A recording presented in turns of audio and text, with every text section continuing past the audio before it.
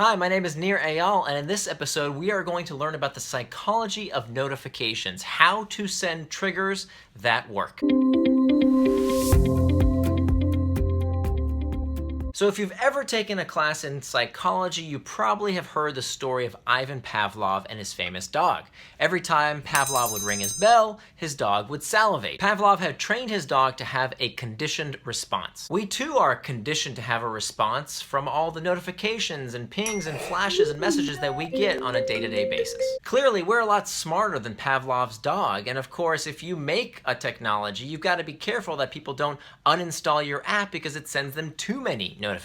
So what makes for a good trigger? What's the psychology behind a trigger that people welcome and love versus one that feels spammy and annoying? I'm about to share with you the 3 secrets to sending great triggers. So there's only one word that you need to know when it comes to the secret of sending good triggers. And that word is context. Context is all about connecting the user's internal trigger with the external trigger. So a quick review, if you're not familiar with the hook model, the first step of the hook model is the trigger phase, where we have external and internal triggers. Internal triggers are these sensations, these needs, these wants, these desires that we're looking for relief from. Boredom, uncertainty, fatigue, anxiety, all of these things are internal triggers. And of course, external triggers are the thing that prompts the user to action with some bit of information. It's the ping, the notification, the message that tells the user what to do next. So the secret to sending a great external trigger is to figure out that moment in time when the user truly needs your solution. And that's when you want to send that external trigger.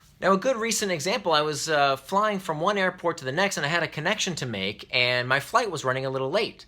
And imagine how welcome it was for me when I landed and was getting a little stressed about making my next connector. And that's the moment in time that an app called TripIt sent me information about my next flight, telling me where the gate was, what my departure time was. That's exactly when I needed that information, and it helped me de-stress. Now, all of a sudden, that itch, that internal trigger was scratched. Eventually, the user starts using the app without an external trigger at all. It truly becomes a habit that becomes triggered just from this itch, from this need, from this internal trigger. Remember, don't send notifications willy-nilly. Think about when your user is most likely to have this psychological need for the information you're about to send them. You can do some very simple things to figure out when to send a notification. What time of day? Where is the person? There's so much information out there that we can access about folks to help give us clues around when they would most likely need the information we're going to send them. The second thing that's so important to remember when it comes to sending good triggers is that you've got to make your trigger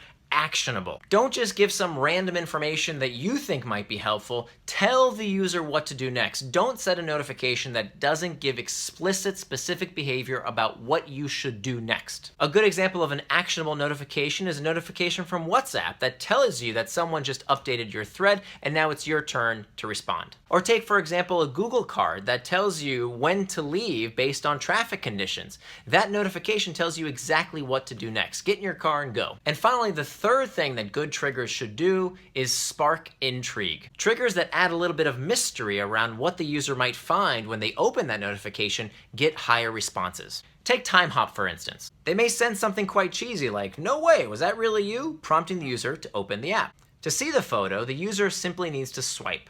Time Hop messaging is lightweight and humorous enough to be out of the ordinary. Remember, variability sparks curiosity, so you want to change those notifications from time to time to spark that bit of intrigue and get the user to open the app. We've all got notifications from app makers who make us want to uninstall their app. Don't be one of those app makers. So let's recap. The 3 things you need to do to send great triggers. Number 1, remember context. Closely couple your internal trigger and external trigger together. Number 2, specify a behavior. Tell the user what to do next. And finally, number 3, spark a bit of intrigue. By following these 3 simple rules to sending great external triggers, you're going to help your users get the most out of your product or service. Thanks for watching and see you next time.